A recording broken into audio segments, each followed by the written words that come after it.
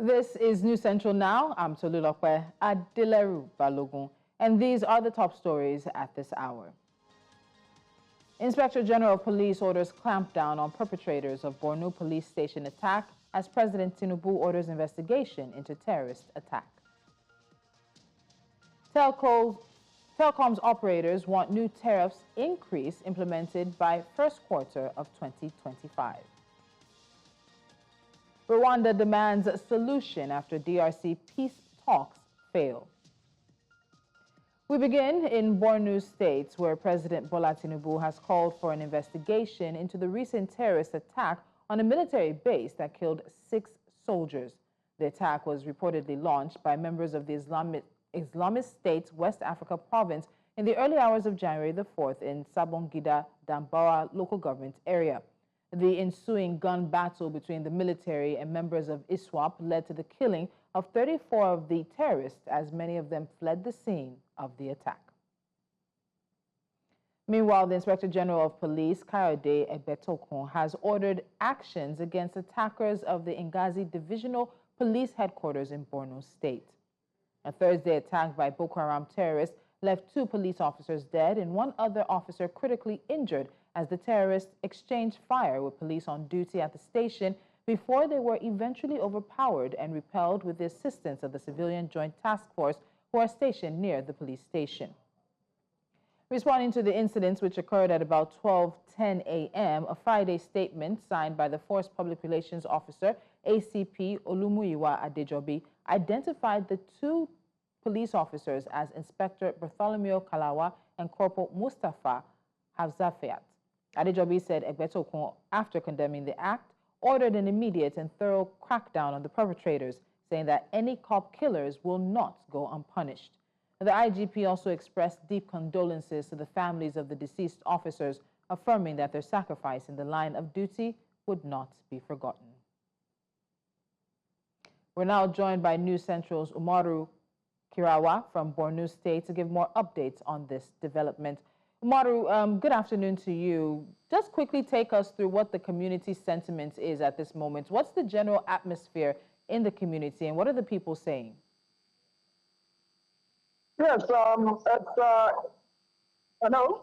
I can hear you. Please go ahead. Okay, yes. It looks like something that is normal for the people of most of the communities, because they have seen worse than this. So many things happened, years of insurgency and so on and so forth. In fact, there is relative peace in most parts of the state.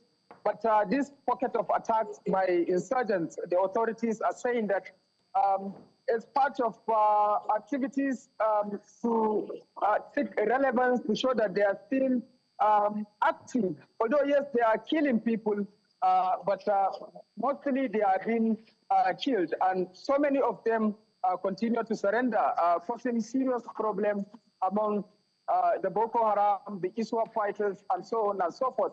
But by and large, yes, they have attacked these communities, and people now go about their day-to-day activities because they have seen worse than this. I think one major thing that is driving this is the intention of the government to resettle back all communities. When the Chief of Army Staff was here to meet the governor during his first visit, they spoke with the governor with regard to issues of resettlement, and the governor was able to identify certain communities that the government want to resettle.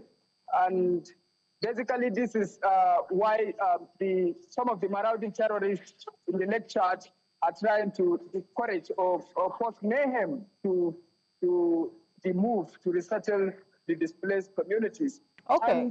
Umar, just hold on.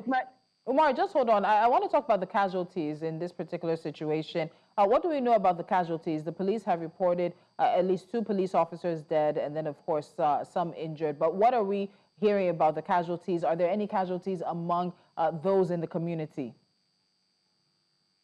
Yes, but naturally there will be casualties, but the figures up to now, the figures are still not known, but there are casualties, but natural. And this is a very serious problem that the government needs to address. If you could remember during the discussion by the Chief of Defense Staff, General Christopher Musa, in his recent interview with one of the international media organizations, he said one of the major challenges now is the funding, which he called on the United Nations to look into the possibility of coming in, because it's a very serious problem that they are battling with now. All right, so what are the next steps? Has there been a curfew imposed? What do we know in terms of what's happening after? Yes, the president has ordered an investigation into this, and the police are saying that, of course, the perpetrators will be caught. But what does it mean for the communities going forward? Yes, like I've said, this is not something new to most of the affected communities here. And everybody is going about his normal day-to-day activities. There is nothing like curfew. There is nothing like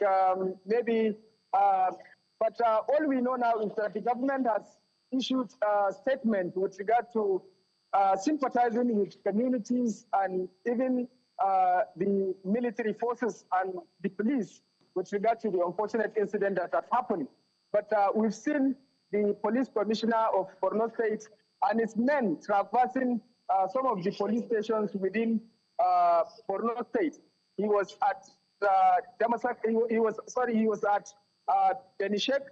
He was at Nganzai, where the unfortunate incident happened. He was there with his men on assessment visit. And in fact, the commissioner recently said that they are willing to be present in all the 27 local government areas of the state towards ensuring the successful resettlement of displaced communities. I think that's one of the major issues that is happening now. All right, Umaru Kirawa, thank you so much for joining us for the updates from Borno State. I know we'll be touching base with you throughout the day. Thank you so much. Thank you. And continuing the news now, the Lagos State Governor Babajide Sanwo-Olu has signed the state's 2025 appropriation bill into law. At an estimated 3.36 trillion naira, the budget is nearly 50% higher than last year's. News Central's Lekan Onobanjo tells us more. The Lagos State Governor Babajide Sanwo-Olu has signed the 2025 appropriation bill. Earlier presented before the State House of Assembly into law, the bill, tagged Budget of Sustainability, is a 3.366 trillion naira package that aims to address infrastructure, economic diversification, and other critical sectors.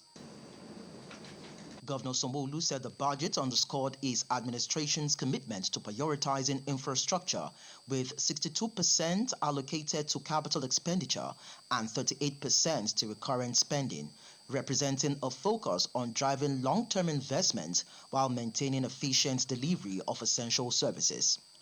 According to details, the budget's revenue framework projects 2.342 trillion naira from total internally generated revenue and 626.137 billion naira from federal transfers, with a deficit financing of 398.662 billion naira. The governor on November 21, 2024 presented a budget estimate of 3,535,938,198,401 naira. However, the State Assembly passed the 2025 appropriation bill, increasing it to 3,366,815,224,144 naira, stressing the imperative of developing the state's electricity, road infrastructure, and education, amongst others. Lagosians will be hoping that the 2025 budget will deliver on the promises of the Sanwo-Olu administration, while also improving the quality of life and pioneering the delivery of democratic dividends to all electorates. In Lagos for News Central, Lekan Onobanjo. General Hydrocarbons Limited, GHL, the operator of OML 120 in the deep offshore of Nigeria, has issued a statement addressing the ongoing concerns surrounding its oil and gas drilling operations. The company confirmed it is currently embroiled in legal proceedings with First Bank of Nigeria Limited, FBN, following a breakdown in agreements related to the financing for the development of OML 120. According to GHL, the issues stem from a subrogation agreement reached at the request of FBN. This agreement was designed to help the bank manage its non-performing loans by financing the exploration and operation of OML 120 with profits shared between the two parties. However, GHL claims that FBN has since breached its obligations under both the subrogation and tripartite agreements, which led to the current challenges. The Association of Telecommunication Companies of Nigeria, ATCON, on Thursday commended the federal government's decision to hike call and data tariffs, as well as invest in the sector's infrastructure. ATCON President Tony Omakpere told newsmen in Lagos that though the increase was long overdue, it was welcome and a work in progress. He said that the tariff hike should be implemented in the first quarter of 2025 so that mobile network operators can start planning. According to him, vandalizing of telecom's infrastructure in the country has been successful over the years because the infrastructure was not being properly protected. He noted that with the government's involvement, he believed that vandalization would be reduced to the barest minimum. Now, to discuss this more, we are joined by Mayowa Salami. He is an Associate Director, Financial Advisory Services with Anderson, Nigeria. Mayowa, welcome to News Central Now. At the end of the day, I know this is probably not welcome news for many Nigerians, but there have been several arguments that the telecom operators have put forth. They've noted that there hasn't been a tariff increase, I believe, in the past decade or so, but other sectors like airlines, like electricity, like the fuel industry, PMS, have been able to increase their prices, adjusting them for economic situations. So do you think that the arguments being put forth for this substantial, they're asking for 100%, substantial tariff increase are justified by the current economic realities and the rising cost of operations? Hi, Tulokwe. Thank you so much for having me. Yes, substantial increase. 100% is really a steep increase. But the arguments they put forward is basically around, current economic realities, the rising operating costs. For them, they've mentioned that issues around inflation. We all know what inflation figures are today. We have the volatile exchange rate. Then even energy prices, as you've also rightly mentioned, what the price of petrol, the price of diesel is. And all of this, what is affecting the operating costs as of today. Just even take it home. Just recently, even the CEO of Airtel Nigeria actually mentioned that his own operating costs have actually increased by 300% just between the last 18 to 24 months. So I think that is quite a steep increase, and the argument put forward by the telco operators is understandable, right? But 100% seem quite steep. I think there's a lot of reaction, and there's going to be a lot of conversation with the regulators to see how we can come up with a balanced tariff. All right, Mayowa, please just hold on. We're going to take a quick break. When we come back, we'll look at the potential social and economic impacts of any tariff increase and what it might mean for the Nigerian consumer. This is News Central Now. We'll be back right after this.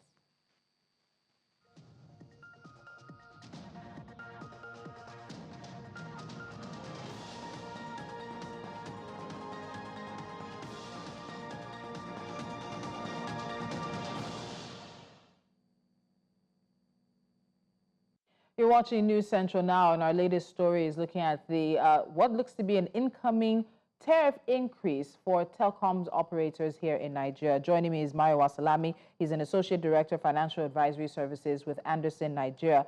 Mayowa, just before the break, we were looking at the arguments that have been presented by the telecoms operators in regards to the current economic realities. You mentioned one of the CEOs. We spoke to the CEO of MTN, Carl Toriola, and he confirmed what the CEO that you mentioned said in terms of their costs going up threefold in the past 12 to 18 months. They have said they're struggling to be able to continue to provide services. But now we have to look at the potential social and economic impact of such a significant tariff increase. We don't know if they're going to get the 100% that they want from the NCC, but any form of increase for the Nigerian consumer right now just seems to be an additional burden. What do you think the impact will be? Mayowa, I think you're muted. Can you please check your microphone? Can you hear me, please? I can hear you clearly. Go ahead. All right, thank you. So yes, I was agreeing to your last point. Any increase at the moment right now is going to be an additional burden, no matter if it's just 1% or 100%, right? What will be the economic impact for we, the consumers? First off, increased cost of living. Everybody uses telecommunication service one way or the other. Even as I'm speaking to you, this is via communication platform, right? So there's always going to be an increased cost of living to both the businesses, the households, most especially if you look at even the low income family earners, their discretionary income, what is left for them is now being, entrenched into as well. Even for businesses, we have a lot of small to medium scale businesses that run, using telco as the backbone of their service offering. So definitely they will really be impacted by the increase. Then moving away from the economic impact, even going to social impact as well. A number of people do a lot of content creation, right? On different social platforms. News is being shared online. If there's going to be a significant increase, to the tariff, then even there's going to be a lot of accessibility now becomes, an issue. People now having, it now becomes more expensive to access the internet. This is not something that we should be discussing, but I guess, is what the operators are saying is that they need to increase tariff in order to continue to provide quality service as well. So definitely there's going to be significant impact, both economic and social. All right, Maiwa Salami, thank you so much. It is an ongoing conversation. As of now, we don't know how much the tariffs will be increased by, but it seems to be a foregone conclusion that they will be increased. We're just awaiting the announcement. We'll continue to touch base with you. Thank you so much. Thank you. News Central now continues, and the National Bureau of Statistics, NBS in Nigeria, has released updates to the country's rebasing of its gross domestic product, GDP, and consumer price inflation, CPI. Now, what this means is that government is trying to get clarity on the real size of the economy and the contributions each sector is making to it. News Central's business correspondent, Perpetual Fasami Peter, has the details. Their justifications and adjustments in its newly rebased methodologies for Nigeria's gross domestic product, GDP, and consumer price index, CPI. Let me say that rebasing is a very vital exercise that ensures our economy indicators are current and accurate to reflect the economic realities that is on ground. The rebased GDP utilizes 2019 as its base year, encompassing a broader range of informal sector activities and incorporating the contributions of the digital economy. Meanwhile, the wage reference period for the CPI is 2023, while the price reference period, also known as base year, is 2024. The rebased CPI also introduces new indices. The new CPI rebase that will be released this year, January, has other indices that have never been released before. Number one is services index. At what rate is prices of services in Nigeria increasing? People want to know. Education, health, transport. NBS will bring that on board by the end of this month. Also, energy index. At what rate is price fluctuating in this sector? Also speaking at the event, the CEO, Nigerian Economic Summit Group, emphasized the need to depoliticize and disaggregate data beyond the headlines. So beyond the top line rebasing, because everybody's actually how big is the economy going to be or how small will it shrink? Beyond that, what my challenge to the room is let's make the data sweat so that I can begin to confess some things that we didn't know before about our own economy and our own economic activities. And the lessons from that should lead to the kind of economic transformation we want. Preliminary findings from the ongoing GDP and CPI rebasing indicate significant structural changes in Nigeria's economy, with crop production, trade and real estate now ranking as the top 3 contributors. Additionally, 2 inflation reports reflecting both old and new methodologies are scheduled for release in January. In Lagos, for News Central, I am Perpetua Fasami Peter. Now, to take us a bit further into this, joining me is Dr. Olusegun Omishakin. He's the Chief Economist, Nigerian Economic Summit Group. Dr. Omishakin, thank you so much for joining me on News Central Now. Thank you for having me. Now, so let's be honest, some Nigerians are a bit skeptical about this rebasing exercise, but talk to us. From the presentation of the National Bureau of Statistics on Thursday, what were your big takeaways? Do you think Nigerians have anything to particularly worry about? Well, thank you very much. I don't think we have any reason to be worried about the rebasing exercise and indeed the data that will be coming up according to the MBS by the end of this month. I think, as we've seen in the report, it's simply a recalibration of the economic system in terms of the economic shift, the structure of the economy, the activities that were not captured before, and the new layers of different activities that we see now because of different innovation in the economic activity. So I don't really think there is a need for us to be worried. But really, when the data is coming, people are anticipating. They want to know what has changed or what remains.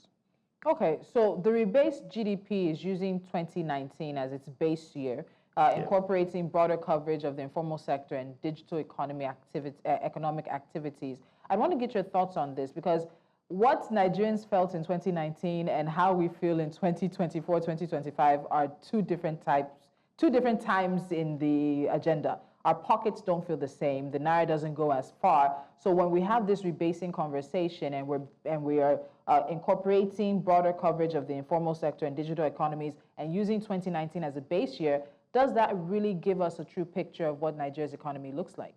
Yeah, I think it does to some extent. First of all, you know, in the African space, not only in the Nigerian context, informal sector happens to be something around 60 to 70%. And indeed, you see the implication in the case of Nigeria. So I think, first of all, incorporating more informal activities, covering more layers of informal activities is a plus. Secondly, the 2019 is a base. In other words, you are shifting your base to align with the current reality. So when you have it in 2019, whatever happens again going forward means that the MBS needs to recalibrate what happens in the past, and then we then move forward. For me, I think this is a normal statistical exercise, but what I look forward to see is the impact of the informal sector in the whole narrative of economic growth, GDP, and some other indicators within the CPI and GDP. That's an interesting point. Let's also talk about consumer, the CPI as it may be as well. The rebased CPI introduces indices such as services, energy, farm produce, and goods. What do you think the impact of this will be on the data moving forward? Yeah, I think it's going to, your guess will be mine, because we're going to have, now we're incorporating more sources of prices, mainly from, we are departing from the typical good prices. Now we are venturing into really capturing the services prices. So I think we're going to likely see a kind of an improvement in the real cost of economic situation in Nigeria. I'm referring to inflation now. And I think that will also be a strong signal for the CBN to see the reality of inflationary trend and then to strengthen the inflation targeting policy that they've been playing with for some time. But I think that CPI aspect will give us something that would incorporate more on the current cost of economic activities in Nigeria. I know there are a lot of things we're looking forward to, but unfortunately time does not allow us to take this further, Dr. Omishakin. We're also looking at the fact that MBS is going to launch 2 inflation reports later this month. We'd have loved to look at the differences, but we'll have to have you another time. Thank you so much for joining me on the news. Thank you for having me. All right. And we'll continue the news now. Ohanize Indibo, a prominent socio-cultural organization, will hold its election today, Friday, January the 10th. Now, the group hopes for a smooth election process and is asking participants to play by the rules in order to avoid litigation. News Central's Chinwe Ugele tells us more. Naturally, the election of the new president of Ohanaeze Ndigbo should be a hitch-free exercise due to the rotational system of selection from the Igbo-speaking states as provided in their constitution. According to the arrangement, Rivers State should produce the next President General of the body. The court ruling on Wednesday must have dealt a blow on the ambition of former Inspector General of Police Mike Okiro, having been restrained from contesting for the office of the President General of the apex body. His rights are clearly established that truly he's from Rivers State, and you go on a frivolous legal journey. The court, where it is progressive and active, will reverse it. While Okiro's interest in the leadership is hinged on his state of origin, Rivers, some allege that a presidency of Mike Okiro means Imo State is still in charge. So Mike Okiro is from the Ebema in Imo State. In fact, his other brother is one of the Eze in Ebema in Imo State. A traditional ruler in Abia State and a member of Imobi Ohaneze, His Royal Majesty Ezen Zawata Mbakwe says Okiro is Igbo and qualified to run. He's from Rivers State, and part of Rivers State belongs to the Igbo race, so he's qualified. Former Secretary to Abia State Government, Ralph Ebu, however, says the Constitution should have addressed any doubts without involvement of the courts. You want to do elections where the President General will be involved, and suddenly somebody has a recourse, has a need to go to court last minute. It shows lack of proper organization. It shows political immaturity. We must be serious. Because something as big as changing the entire executive of a body of the magnitude of Ohaneze ought to be a process that is well defined, that is clear, that is certain, that cannot be thwarted by last-minute intrigues. Ebu believes the body ought to expunge things that polarize it and cast doubt on the quality of leaders that are in place at any time. A new leadership of Ohaneze Ndigbo that will pilot the affairs of the Igbos worldwide will emerge on Friday for a 4-year tenure. In Omahia for News Central, I am Chinwe Ugele. Coming up on the news, trapped underground, gold miners in South Africa plea for rescue. This and more stories coming your way shortly.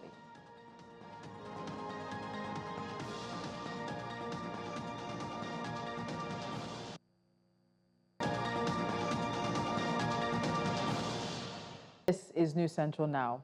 The government of the Democratic Republic of Congo says the country is determined to recover the areas occupied by the March 23 movement, also known as M23 rebels, at a press conference as peace talks fail with Rwanda. The Congolese army spokesman, General Sullivan Ekenge, stated this while addressing the press on Thursday. He said fights are continuing and the loyalist forces are determined to liberate the country despite reinforcements from the terrorists. Le Rwanda, c'est l'empire du mensonge et vous suivez régulièrement les côtés un peu bipolaires de son président qui aujourd'hui encore a péroré sur des énormités concernant la République démocratique du Congo. En résumé, ce qu'ils veulent, c'est de continuer les processus de pillage.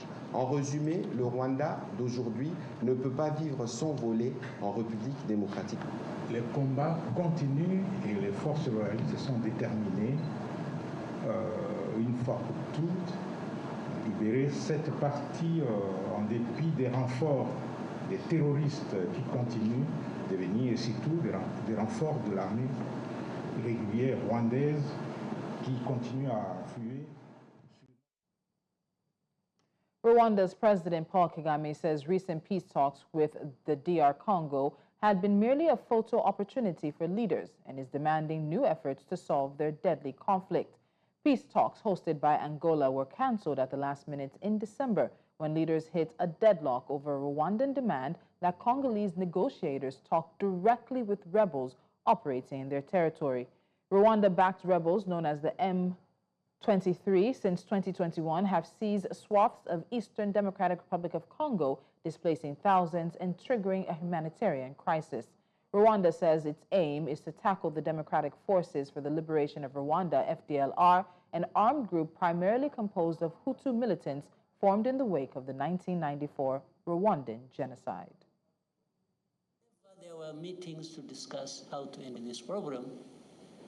Rwanda was present. But in the end, even now as we speak, the importance is not ending the problem. The importance is in the process. It's in the appearance to be photographed, and have to have results built on addressing the root causes. The FDR question has to be answered. There is no dodging, being dodge about that and circling around the problem endlessly. We have to find a solution. A desperate letter has emerged from the trapped miners in Stilfontein mine, northwest province of South Africa, revealing harrowing details about their appalling conditions underground. The miners claim that there are over 100 bodies, victims of starvation, dehydration, and lack of sufficient aid. This shocking revelation follows reports that community members have previously been stopped by police from delivering food and supplies to the miners, and vital rescue equipment that could have aided in their extraction was also confiscated. In light of these circumstances, human rights lawyers are now calling on the South African government to take immediate action, urging them to prioritize the lives of these miners over bureaucratic red tape. And joining me now to discuss this is Mamatwele Sebi. He is the president of the General Industries Workers Union of South Africa, and he joins us now from Gauteng. Welcome to the show. Thank you so much for joining me on the news at this time. Pleased to be here. Now, thank you so much. This recent letter is actually just one of many letters that have come from the underground miners regarding the government's response to their situation. Are there specific legal obligations that the South African government may have failed to meet regarding this situation? Absolutely. I mean, the Constitution of this country guarantees the right to life. And this is one of many, hard-won rights in a struggle against apartheid. But we do think that the campaign of lies and fabrications by this government to basically deceive the people of this country and the world about the actual situation, conditions, but as well as the fact that these miners are trapped and linked with humanization, criminalization of the poor is a flagrant and indeed quite a criminal violation of the fundamental rights of these miners, their well-being, and of course, the crime against the people of this country and humanity at large. Mr. Sebi, given that the claims, we're hearing claims of over 100 bodies are trapped underground, that this is due to starvation and dehydration, what are the legal measures that can be taken to hold accountable those responsible for their rescue? Is there any court, any kind of decision that can force the South African government to act in this situation? Let's be clear. The number of people who have perished are much more than that. So 109 is the bodies that are actually confirmed to be with the miners underground at the present moment. You would remember that from the last rescue, about 8 bodies emerged. And of course, before that, I think there were 7 others. But also we know that even the bodies that are being retrieved are only a fraction of many more who are dying from falling, who are dying from drowning in a very treacherous, flooded underground tunnels of Stilfontein and I think the neighboring shafts. And I think the measures we are taking, we are currently in court at the present moment in a constitutional court, but even this morning, we are before also a higher court where we are seeking an order that basically compel the miners, that compel the government to most immediately institute a professional rescue team, because the community rescue effort, which have been frustrated by the state, right? You would remember that they dismantled a pulley system where miners are able to pull the bodies as well as, extremely emaciated and disparate miners through a rope. Yes. And using that same system also to supply food, water, and medication. Now, that dismantlement means that the situation has become even more dire. And that's the reason it's much more urgent that the government bring a professional rescue team with a specialized equipment that can expedite the rescue as well as delivery of food.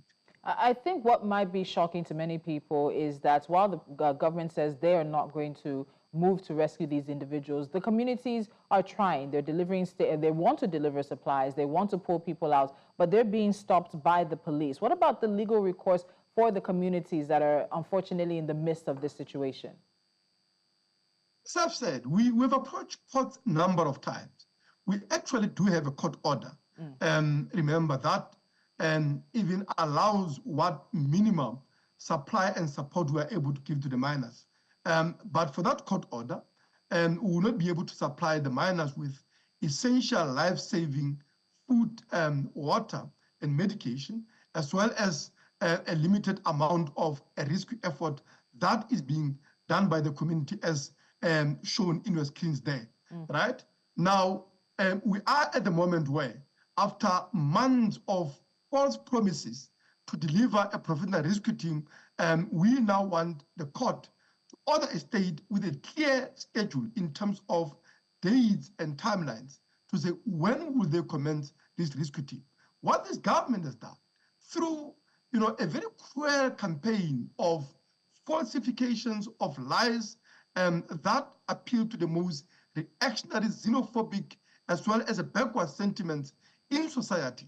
They have dehumanized these miners. They have criminalized these poorest and the most disparate of people. But as you correctly said, we have pointed out, not that, by the way, a nationality, the race of any person to determine whether they have a right to live and so on, just as also their documentation should also of not be any importance in this respect. We can deal with those other issues. Very quickly, Mr. Seb, I apologize, Mr. Seb, because of time. I'll ask this very shortly. This is a situation that's been in play for several months now.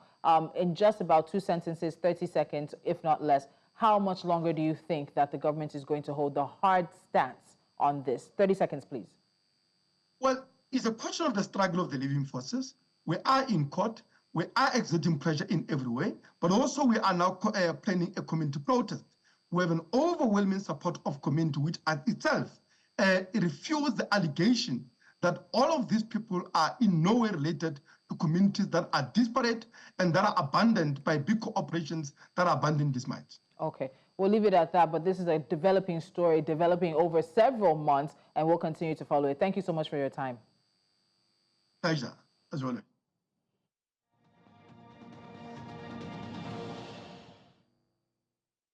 And let's look at what's happening around the world. Now, U.S. President-elect Donald Trump has announced that Russian leader Vladimir Putin wants to meet with him, and arrangements are being made. Now, Trump made the statement at a meeting with Republican governors, emphasizing the need to end the conflict in Ukraine, which he described as a bloody mess.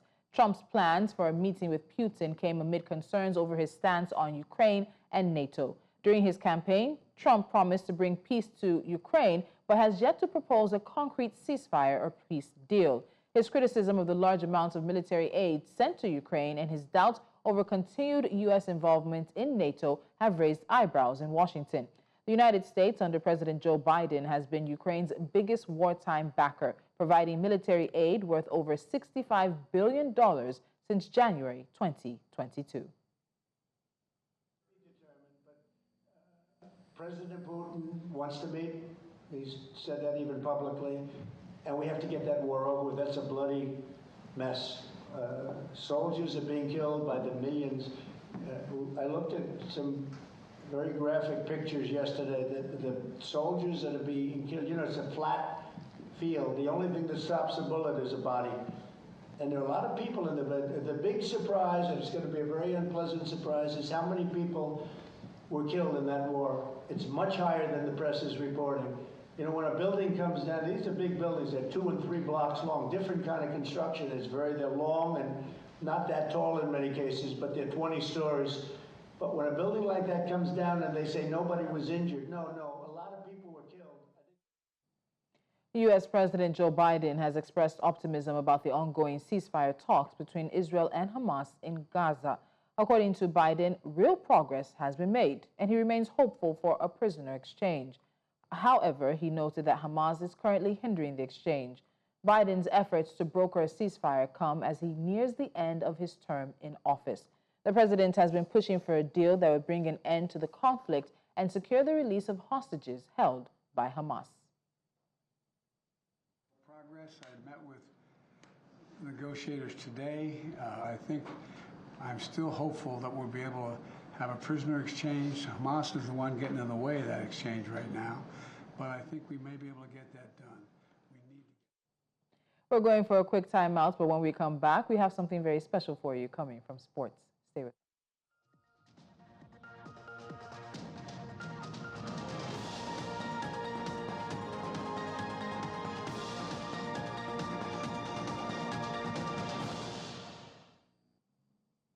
The much-anticipated chess exhibition between the founder of Chess in Slums Africa and Guinness World Record holder Tunde Onakoya and the vice president of the Nigerian Chess League, Adeyinka Adewale, has proven to be as intense as expected. The duo are currently tied after two fiercely contested games in the ongoing cage match at the prestigious Chess Hub in Lagos. The first game saw Adeyinka draw first blood with a tactical victory in the endgame phase. However, Onakoya struck back in the second game, capitalizing on a rare opportunity against his opponent to level the series. The winner of this clash will walk away with a prize money of 1 million naira. Correspondent Onyechi Obaro is live at the event, and she's giving us some updates now. Onyechi. So once again, this is a exhibition that's happening. Pictures from the Chess in Slums Africa hub in Yaba, where the founder and Guinness World Record holder Tunde Onakoya is facing off against the vice president of the Nigeria Chess Federation, Adewale Adeyinka, in a high-stakes chess cage match. The winner of this anticipated competition is going to walk away with 1 million naira and also solidify their status as a chess mastermind. I think we do have Onyechi back with me, and she wants to just take us through what's happening there. Onye, can you hear me? Masters. At this time, it's looking like an intense game because both have chosen to play the blitz match. Now, the blitz match is a pacey one where they have to be alert, they have to be mentally sound, and also be pacey, speedy about it. At every move, at every seconds, they have to think fast because they're playing in between 10 minutes. Both chess masters have got 5 minutes to execute their games. So it's been an intense competition here in Yaba, where we've got the Chess in Slum for Africa, the hub here. I've got the Africa Chess, the CEO of Africa Chess Media, Babatunde Ogunshuku, joining me right now to just help us make sense of what's really happening here, the implications of hosting a chess competition like this that has to do with a world record holder. Thank you so much for joining us at this time on the news. Thank you very much. All right, it's been an intense one here. I can see the mental alertness here from both chess masters. But what is the significance of having to host this kind of competition here in Lagos? Well, it's very significant considering the fact that chess is already growing in leaps and bounds, and it's very important for more people to know that chess can be a source of livelihood as well as being a very important one. So all in all, we are going to be having a lot more of this, the matches and at the same time the tournaments and a good number of events like that. So it will definitely open the doors to a whole array of events. All right, both chess masters are tied 2.5. What does that indicate? Well, that shows the strength of play on here within the match. And yeah, you're going to be seeing a whole lot of, well, fast-paced wins, battles, draws, and all that. So yeah, they're about to start the 6th round, and it's going to be very interesting to see how it ends. All right. I cannot wait to see how it ends here. So remember, sometime December 2022, we had both chess masters go head-to-head, and Tunde Onakoya had the better of the day. He won 12 games, while Adeyinka had gone home with 8 games. So is it going to play out again here today? We're crossing our fingers, hoping that we see good tidings here in this highly anticipated showdown between these two chess masters. Back to you, Tolu. keeping our eyes on it, and you'll be there to tell us who walks away. A 1 million naira prize. With the present state of things, I'm very sure that either one of the gentlemen will be pleased to have that. All right, that's all the news we can give you at this hour. But before we go, let's take another look at some of the top stories. The Inspector General of Police has ordered a clampdown on perpetrators of the Borno State police station attack as President Tinubu orders investigation into terrorist attack. Telecoms operators want new tariffs increase implemented in the first quarter of 2025. And Rwanda is demanding a solution after DRC peace talks fail. You can watch News Central Live on DSTV channel 422, Star Times channel 274, Apple TV, as well as YouTube. Many thanks for watching. I'm Tolulokwe Adileru Balogun. Until next time, do have a good one.